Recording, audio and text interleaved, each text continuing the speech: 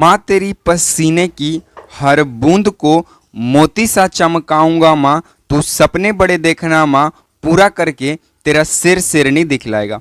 Hello नमस्कार दोस्तों, आप सभी को आपके अपने इस YouTube चैनल में दिल खोल करके स्वागत है, जहां हम कराते हैं बिहार पुलिस कांस्टेबल के लिए सबसे धांसू तैयारी। अगर आप पहली बार चैनल पे आए हैं तो चैनल को सब्सक्राइब कर देंगे, बेल आइकन कर दबाकर ऑन कर देंगे, जिससे पहले वीडियो का नोटिफिकेशन सबसे पहले आप तमाम साथियों तक पहुंच जाए। और आपको बता दें कि इस चैनल से जो भी बिहार पुलिस के जीके जीएस के सीरीज दिए जा रहे हैं वे सभी प्रीवियस ईयर पर आधारित हैं और उनका शॉर्ट डिस्कशन कराया जाता है, जिससे आप कम समय में जितना ज़्यादा से ज़्यादा स्कोर कर सकते हैं जीके जीएस के सवालों को। तो चलिए हम बिना समय को ज़्यादा गंवाए करते हुए हम सवालों से शुरुआत करते हैं। सबसे पहला सवाल आपको सामने दिख रहा है कि भारत का संविधान कब लागू हुआ था। ऑप्शन ए 15 अगस्त 1947 को, ऑप्शन बी 26 जनवरी 1950 को, ऑप्शन सी 26 नवंबर 1949 को, या ऑप्शन डी 2 अक्टूबर 1950 को। तो आपको बता दें कि भारत का जो संविधान है वो जाकर 26 जनवरी 1950 को लागू होता है। इस दिन क्या होता है? लागू होता है। लेकिन भारत का संविधान जो है वो 26 नवंबर 1949 को बनकर तैयार हो गया था। बनकर क्या हो गया था? तैयार हो गया था। बट लागू कब हुआ? 26 जनवरी 1950 को, क्योंकि हमसे पूछा है लागू। चलिए अब इसका हम लोग शॉर्ट डिस्कशन देखते हैं।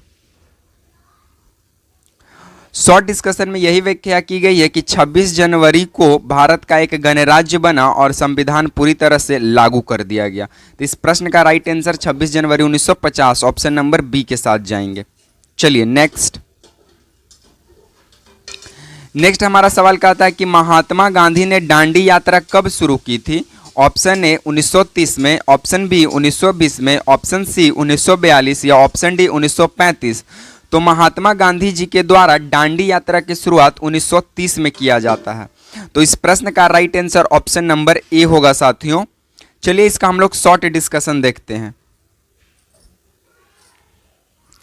12 मार्च 1930 को गांधी जी ने नमक कानून तोड़ने के लिए दांडी यात्रा शुरू किया था और जाकर 12 मार्च 1930 को शुरू हुआ और ख़त्म 6 अप्रैल 1930 को ये ख़त्म हुआ नमक कानून आंदोलन। ठीक है, तो इस बात को ध्यान देंगे। चलिए नेक्स्ट ये जो है एसएससी जीडी 2022 का सवाल पूछा गया है और बिहार पुलिस में तो पूछा ही था। बताइएगा कि लोकसभा में सदस्यों की अधिकतम संख्या कितनी हो सकती है। Option A 1545, option B 552, option C 530 या ऑप्शन डी 500। तो आपको बता दें कि लोकसभा में सदस्यों की अधिकतम संख्या 552 हो सकता है। तो इस प्रश्न का right answer option number B होगा। चलिए इसका शॉर्ट डिस्कशन देखते हैं। आपको बता दें कि टोटल लोकसभा में अधिकतम जो संख्या है वो 552 है, जिसमें से 530 जो सदस्य हैं वो राज्य से आएंगे, 20 जो सदस्य हैं वो यूटी यानी केंद्र शासित राज्यों से आएंगे और जो 2 है वो राष्ट्रपति के द्वारा मनोनीत किया जाएगा। तो 530 और 20 550 और 2 52। तो टोटल लोकसभा में अधिकतम कितनी संख्या सदस्यों की? 552। लोकसभा को सबसे निचला सदन भी कहा जाता है। चलिए नेक्स्ट हमारा सवाल कहता है कि भारत का पहला उपग्रह कौन था। Option A INSAT-1A, option B Aryabhata, option C Bhaskara, option D Rohini. तो भारत का पहला उपग्रह आर्यभट्ट था। कौन था? आर्यभट्ट। तो इस प्रश्न का right answer option number B होगा। आपको बता दें कि भारत का पहला उपग्रह आर्यभट्ट था, जो 1975 में सोवियत संघ यानी रूस के मदद से क्या किया गया? लॉन्च किया गया। ठीक है, चलिए नेक्स्ट बोलता है कि हरित क्रांति के जनक कौन कहे जाते हैं। Option A MS Swaminathan, option B Verghese Kurien, option C CV Raman या ऑप्शन डी रविंद्रनाथ टैगोर। तो आपको बता दें कि हरित क्रांति के जनक जो है वो ऑप्शन के अकॉर्डिंग MS स्वामीनाथन होंगे। और वर्ल्ड में जनक थे कौन? तो ये लॉर्ड वर्ल्ड में जनक कौन हुए? तो विलियम गॉड थे, विलियम गॉड, ये वर्ल्ड लेवल में जनक हैं हरित क्रांति के। बाकी वर्गीज कुरियन दूध क्रांति के जनक हैं। CV रमन CV प्रभाव दिए थे और इनको जन्मदिन के रूप में 28 फरवरी को हम लोग विज्ञान दिवस मनाते हैं। रविंद्रनाथ टैगोर जो है वो गीतांजलि पुस्तक को लिखे हैं। तो ये सारी जानकारी आप ध्यान देंगे। चलिए नेक्स्ट, भारत का राष्ट्रीय पक्षी कौन है? ऑप्शन ए कबूतर है, ऑप्शन बी तोता है, ऑप्शन सी मोर है, ऑप्शन डी हंस है। तो भारत का राष्ट्रीय पक्षी जो है वो ऑप्शन नंबर सी यानी कि मोर है। तो इस प्रश्न का right answer option number C होगा। चलिए इसका शॉर्ट डिस्कशन देखते हैं कि इसे कब अपनाया गया था। तो भारत का जो राष्ट्रीय पक्षी है मोर, जिसे मयूरा भी कहते हैं, मयूरा, इसको कब अपनाया गया था? तो 1963 में इसे भारत का राष्ट्रीय पक्षी जो है वो घोषित किया गया, 1963 में भारत का राष्ट्रीय पक्षी के रूप में। चलिए नेक्स्ट हमारा सवाल कहता है कि संविधान में मूल कर्तव्य किस अनुच्छेद में दिया गया है? अनुच्छेद 21, अनुच्छेद 32, अनुच्छेद 51, अनुच्छेद 19। तो भारत के संविधान में मूल कर्तव्यों का जो उल्लेख है वो अनुच्छेद 51 के ए में किया गया है। तो इस प्रश्न का right answer option number C होगा। चलिए इसका शॉर्ट डिस्कशन देखते हैं। शॉर्ट डिस्कशन यही है कि मूल कर्तव्य जो है वो 42वां संविधान संशोधन 1976 के द्वारा जोड़ा गया और इसे 51 ए के अनुच्छेद में रखा गया है साथियों। चलिए नेक्स्ट है कि चंपारण सत्याग्रह किस वर्ष हुआ था? तो चंपारण सत्याग्रह 1917 के अंतर्गत होता है और यह गांधी जी का प्रथम सफल सत्याग्रह होता है। सफल सत्याग्रह होता है भारत के अंदर। कहां पे? भारत के अंदर। चलिए नेक्स्ट हमारा सवाल कहता है कि बिंदी, चावल और लोहा मुख्य रूप से किस राज्य से संबंधित है?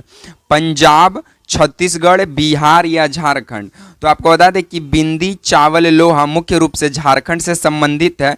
तो इस प्रश्न का right answer option number D होगा साथियों। चलिए हम इसका शॉर्ट डिस्कशन देखते हैं झारखंड के बारे में। आपको बता दें कि जो झारखंड है ये खनिज और धातु संसाधनों में समृद्ध है और झारखंड भारत का पहला ऐसा राज्य है जो कोयला का सर्वाधिक उत्पादन करता है। और कोयला का ये क्या कह सकते हैं, खादान का नंबर 1 क्षेत्र बन चुका है झारखंड। नेक्स्ट है छत्तीसगढ़, फिर है उड़ीसा। चलिए नेक्स्ट हमारा सवाल कहता है कि बिहार का पहला मुख्यमंत्री कौन था?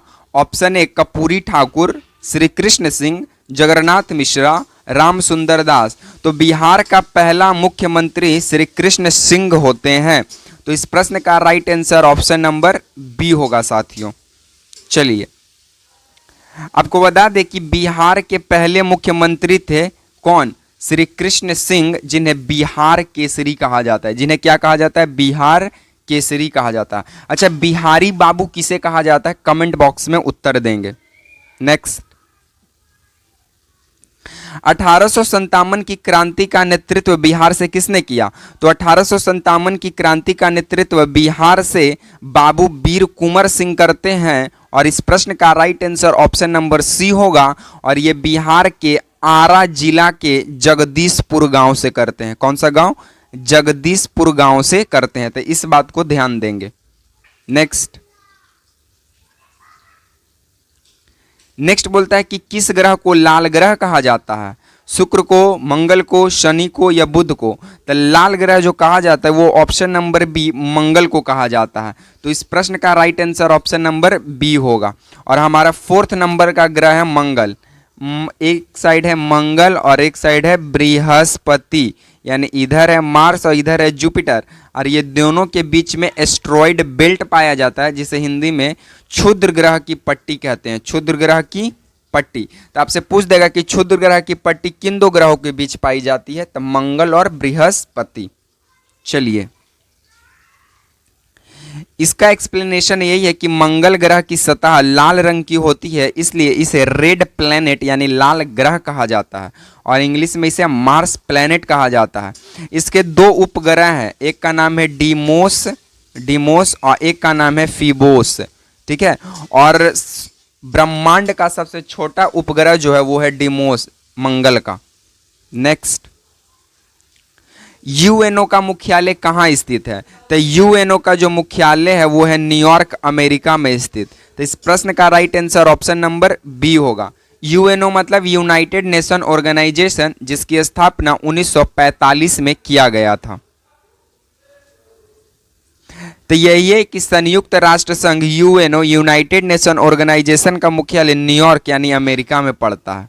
फुल फॉर्म क्या होगा? यूनाइटेड नेशंस ऑर्गेनाइजेशन, ठीक है। चलिए नेक्स्ट, पंचायती राज व्यवस्था की शुरुआत किस राज्य से हुई थी? उत्तर प्रदेश, राजस्थान, मध्य प्रदेश या बिहार?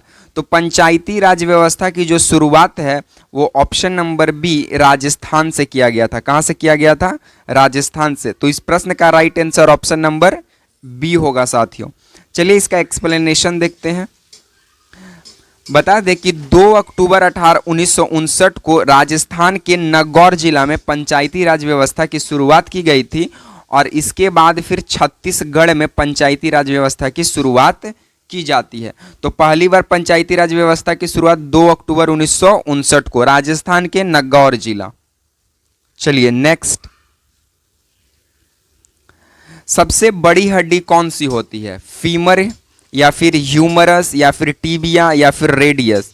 तो शरीर की सबसे बड़ी हड्डी जो है वो है फीमर, और फीमर जो है ये जांघ की हड्डी होती है। जांघ की हड्डी किस चीज की है? ये हड्डी जांघ। तो जांघ की हड्डी को हम लोग फीमर कहते हैं, ठीक है, और ये शरीर की सबसे बड़ी हड्डी होती है। चलिए, तो आपको बता दें कि फीमर हड्डी जो है ये जांघ की हड्डी होती है, और यह शरीर का सबसे लंबी और मजबूत हड्डी होती है। तो दोस्तों आज को हम वीडियो को यहीं पे विराम देंगे। ये बिहार पुलिस सिपाही भर्ती 2025 के लिए 15 सबसे जरूरी सवाल थे। अगर आपको यह वीडियो पसंद आया हो तो वीडियो को अवश्य लाइक करेंगे, कमेंट करेंगे, एंड आप स्कोर क्या कर रहे हैं इसका आंसर भी आप कमेंट में देंगे, और चैनल को सब्सक्राइब करना मत भूलिएगा ताकि अगली वीडियो की नोटिफिकेशन तुरंत आपको मिल जाए। और आपने इस 15 प्रश्न में से कितने सही प्रश्न किए, इस प्रश्न का उत्तर आप लोग कमेंट बॉक्स में देंगे। तब तक के लिए साथियों मिलेंगे नेक्स्ट वीडियो में। तब तक के लिए आप तमाम साथियों को जुड़ने के लिए जय हिंद।